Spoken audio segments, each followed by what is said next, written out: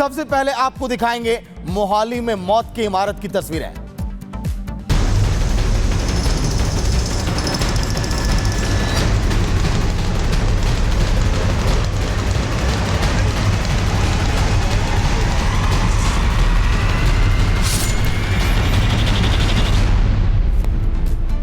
मोहाली में बिल्डिंग मालिकों के आखिर लापरवाही की तस्वीर आज हम आपको दिखाएंगे कि आखिर कैसे बिल्डिंग के बगल में खुदाई का काम किया जा रहा था। एक बड़ी खबर जहां पर अभी भी 2 लोगों के मौत की खबर सामने आई। मलबे से कई लोगों को निकाला जा रहा है। अभी भी रेस्क्यू ऑपरेशन का दौर जारी है, लेकिन 15 से 20 लोगों के फंसे होने की अभी भी आशंका बरकरार। देखिए, मलबे में जिन लोगों के अभी फंसे होने की आशंका, लगातार अभी उनकी तलाश अभी जारी है। आसपास की कुछ ऐसी इमारतें हैं, जब ये इमारत वहां पर गिरी तो कहा जा रहा उनमें भी कंपन शुरू हुआ और वो भी इस समय हिलने लगी है। बिल्कुल, और देखिए लगातार रेस्क्यू ऑपरेशन जारी है। ललित हमारे साथ मोहाली से जुड़ रहे हैं। ललित, देखिए जिस तरीके से ये भीषण दुर्घटना हो जाती है, मौत की इमारत, इस इमारत को नाम दिया जा रहा है, 2 जिंदगियां लील गया ये हादसा। फिलहाल क्या अपडेट है? देखिए, फिलहाल जो अभी की ताजा जानकारी है, अभी एक और बॉडी को रिकवर है वो किया गया है, यानी कि अब जो मौत का आंकड़ा है वो बढ़कर 2 हो गया है। लगातार पिछले 16 घंटों से जो रेस्क्यू ऑपरेशन है वो फिलहाल चल रहा है, और आपको तस्वीरें भी मैं दिखाता चलूं। आप देख सकते हैं कि इस वक्त जो इंडियन आर्मी है उसके साथ साथ जो एनडीआरएफ की टीम है वो लगातार रेस्क्यू ऑपरेशन है वो कर रही है। बिल्कुल ताश के पत्तों की तरह है जो बिल्डिंग है वो कुछ ही मिनटों में ढह गई, और जिसमें कई लोग हैं वो फंसने की आशंका है वो लगातार बताई जा रही है। जिस तरह से स्थानीय लोग कह रहे हैं, उनका कहना है कि इसमें 4 से 5 लोग हैं वो फंसे हो सकते हैं। लेकिन पिछले 16 घंटों से जो रेस्क्यू ऑपरेशन चल रहा है, इसमें फिलहाल अभी तक 2 डेड बॉडीज को रिकवर यानी कि निकाला गया है। एक डेड बॉडी है वो शाम को मिली थी, और एक डेड बॉडी अब से थोड़ी देर पहले है वो यहाँ पर मिली है। यानी कि सीधे तौर पर अगर हम बात करें तो पिछले 16 घंटों से लगातार जो रेस्क्यू ऑपरेशन है वो मोहाली में चल रहा है। जी, लेकिन ललित, अगर हम बात करें तो आसपास कई ऐसी बिल्डिंगें हैं जिसे खाली भी करा दिया गया है। वो संख्या कितनी है बिल्डिंगों की, और क्या बिल्डिंग के मालिक पर कोई कार्रवाई की गई है जो बिना इजाजत के बगल में खुदाई का काम करवा रहा था? ललित।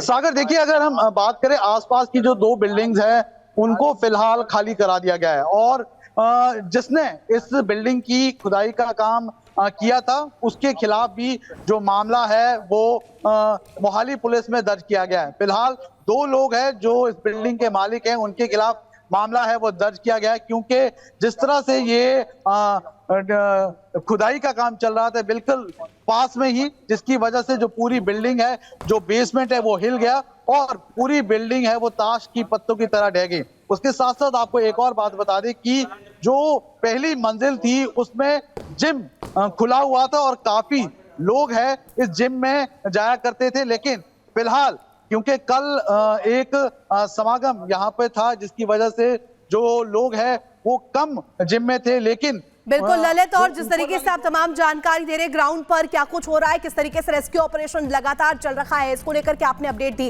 वापस से आपके साथ जुड़ेंगे। लेकिन जिस तरीके से मोहाली में ये दुर्घटना हुई है, मोहाली में मौत की इमारत जो है वो 2 लोगों की जान ले चुका है। अभी तक ये संख्या किस तरीके से आगे निकलकर सामने आती है, क्योंकि अभी भी बताया जा रहा है कि कई लोग इस इमारत में अभी भी फंसे हो सकते हैं। रिपोर्ट आपको दिखाते हैं, पूरी खबर क्या है।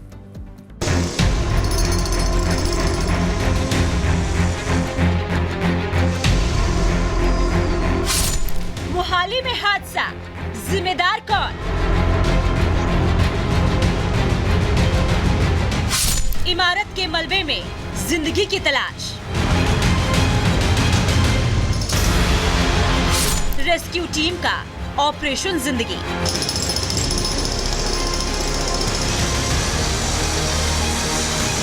पुलिस और एनडीआरएफ के साथ साथ स्थानीय प्रशासन पंजाब के मोहाली में ऑपरेशन जिंदगी में जुटे हैं।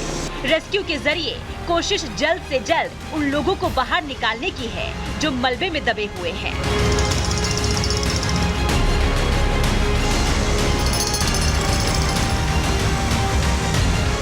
तस्वीरें मोहाली की सुहाना की है, जहां शनिवार शाम भीषण हादसा हो गया। देखते ही देखते बहुमंजिला इमारत जमींदोज हो गई। इस हादसे की जो तस्वीरें सामने आई है, उन्हें देखकर हर कोई परेशान हो गया, क्योंकि चारों तरफ मलबे का ढेर। लेकिन कितने लोग नीचे दबे हैं, अंदाजा नहीं था। जानकारी मिलते ही पुलिस प्रशासन के साथ साथ एनडीआरएफ की टीम मौके पर पहुंची और मुहिम ऑपरेशन जिंदगी शुरू हो गया।